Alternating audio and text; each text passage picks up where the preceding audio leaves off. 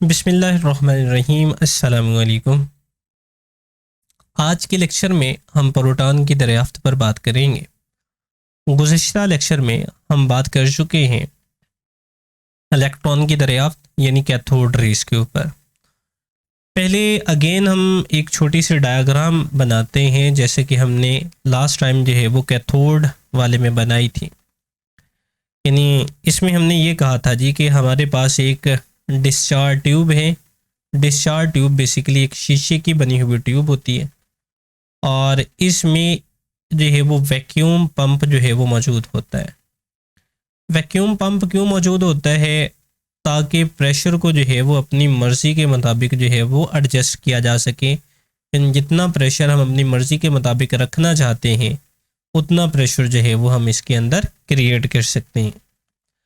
अब ये हमारे पास जो है वो एक डिस्चार्ज ट्यूब मौजूद है। इस डिस्चार्ज ट्यूब के अंदर दो इलेक्ट्रोड जो है वो मौजूद होंगे। इलेक्ट्रोड के बारे में भी हम पीछे बात कर चुके हैं कि इलेक्ट्रोड जो है वो मेटल के बने हुए पीस होते हैं, यानी मेटल से ट्रिप्ड होती हैं जी। सो ये हमारे पास जो है वो दो इलेक्ट्रोड जो है वो मौजूद हैं। इनको जोड़ दिया जाएगा बैटरी के साथ, यानी एक इलेक्ट्रोड को बैटरी के पॉजिटिव टर्मिनल से जोड़ेंगे और दूसरे इलेक्ट्रोड को बैटरी के नेगेटिव टर्मिनल के साथ जो है वो जोड़ा जाएगा। अब जिस वाले को बैटरी के पॉजिटिव टर्मिनल से जोड़ेंगे वो एनोड कहलाएगा और जिसको नेगेटिव टर्मिनल से जोड़ा जाता है वो कैथोड कहलाता है। यहाँ पर ये वाला एनोड होगा और ये वाला कैथोड होगा।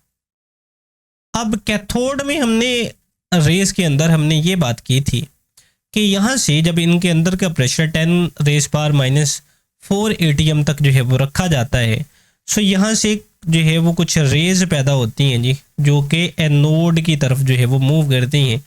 इन रेज को हमने कैथोड रेस का नाम दिया था। अब 1886 यानी 1886 में गोल्डस्टाइन ने ये कहा कि इन नेगेटिव रेज पार्टिकल के साथ साथ कुछ ऐसी रेज भी हैं जो कि कैथोड रेज के मुखालिफ सिमत के अंदर जो है वो मूव करती हैं। इसने प्रिडिक्ट करने के लिए इन्होंने जो कैथोड इस्तेमाल किया वो सुराखदार कैथोड को इस्तेमाल किया। यानी ये वाला देखिए, हमने इसमें दो जो है वो सुराख बनाए, यानी सुराखदार कैथोड को इन्होंने इस्तेमाल किया। अब इन्होंने ये देखा कि यहाँ पर ये वाली जो है वो कैथोड रेज के साथ साथ कुछ ऐसी रेज भी यहाँ से निकल रही हैं जो कि कैथोड रेज के मुखालिफ सिमत के अंदर जो है वो हरकत कर रही हैं, और जब ये इन सुराखों के ज़रिए होते हुए पीछे जाकर टकराती हैं तो यहाँ पर ये लाइट प्रोड्यूस करती हैं। इन रेज को कैनाल रेज का नाम दिया गया। यानी यहाँ से ये वाली जो रेज हैं यानी पॉजिटिव रेज हैं, इन रेज को नाम दिया गया कैनाल रेज का। अब इनको कैनाल रेज क्यों कहते हैं, क्यों कहा जाता है कैनाल रेज? क्योंकि ये सुराखों में से गुजरती हैं। कैनाल जिस तरह नहर के दो किनारे होते हैं, इसी तरह से रोशनी जब इन सुराखों में से गुजरेगी तो बिल्कुल इन सुराखों से सीधी जाएगी। ये सेम इसी तरह से है जिस तरह से हमारे दरवाजे में अगर कोई छेद हो, सुराख हो, उसमें से सूरज की रोशनी जो है वो गुजरे तो जिस तरह से वो बिल्कुल सीधी जो है वो मूव कर रही होती है, हरकत कर रही होती है, किसी तरफ को फैलती नहीं है, किसी और तरफ को नहीं जाती, इसी तरह से इन सुराखों में से गुजरने के बाद रोशनी जो है वो बिल्कुल सीधी जाएगी। इस वजह से इन रेज को कैनाल रेज का नाम जो है वो दिया जाता है। अब गोल्डस्टाइन ने ये वाली जो कैनाल रेज हैं, इन्होंने जब मुशाहदा किया कि ये पॉजिटिव रेज हैं, सो इनको जो है वो प्रोटॉन यहाँ से जो है वो डिस्कवर हुआ जी, प्रोटॉन। और प्रोटॉन की जब खसूसियात देखी गई तो इसमें यह देखा गया कि प्रोटॉन का मास जो है वो इलेक्ट्रॉन के मास के मुकाबले में, यानी प्रोटॉन का जो मास है ये 1840 गुना जो है वो ज्यादा था। यानी प्रोटॉन का मास इलेक्ट्रॉन के मुकाबले में 1840 गुना जो है वो ज्यादा था।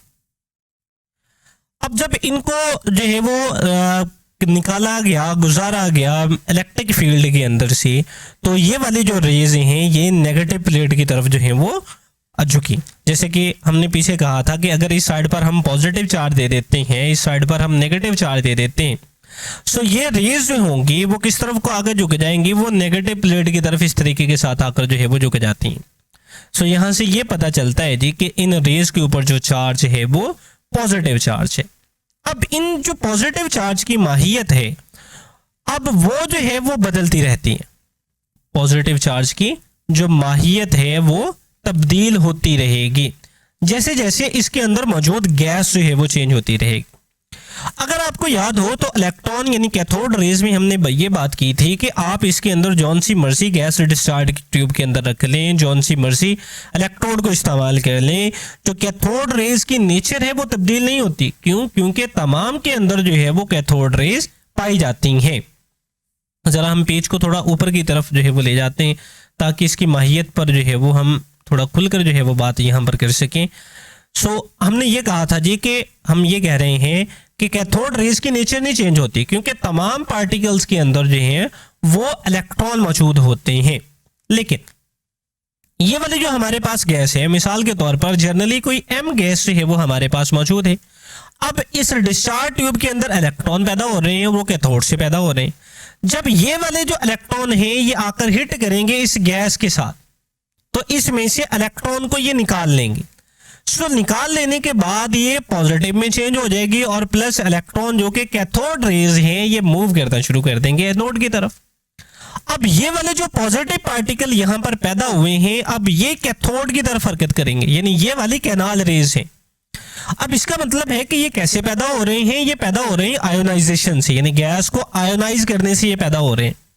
अब जैसे जैसे गैस चेंज होगी वैसे वैसे इनकी माहियत या इनकी नेचर जो है वो चेंज होती चली जाएगी। मिसाल के तौर पर अगर हमारे पास यहां पर हाइड्रोजन गैस है तो यहां पर ये पैदा कौन सी होगी जी, H पॉजिटिव आयन पैदा होंगे।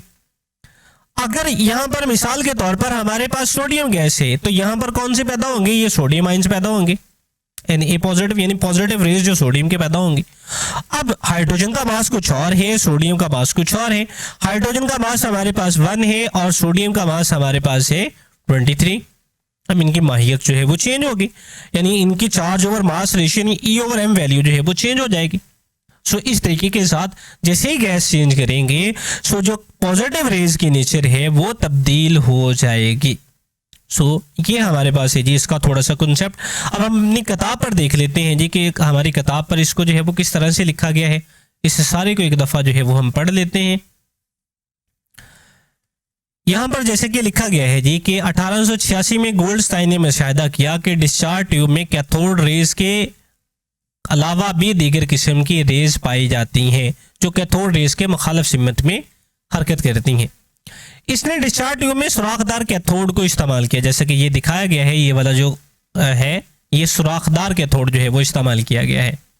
इसने मुशाहिदा किया कि ये रेज कैथोड के सुराखों में से गुजर गई हैं और इन्होंने ट्यूब की दीवार पर चमक पैदा की। जैसे कि आप ये देखें, ये इसकी सुराखों में से गुजर गई हैं और आगे जब यहाँ पर जाकर टकराएंगी तो यहाँ पर ये रोशनी जो है वो पैदा करेंगी। इन रेज को कैनाल रेज का नाम दिया। कैनाल रेज का नाम क्यों दिया, ये भी अभी हमने बात की, क्योंकि ये सुराखों में से गुजरती हैं, इस वजह से इन रेज को जो है वो कैनाल रेज का नाम दिया गया। अब इनकी खसूसियात पर अगर हम आए कैनाल रेज की, यहाँ पर इनकी कुछ खसूसियात जो है इसका जिक्र किया गया है।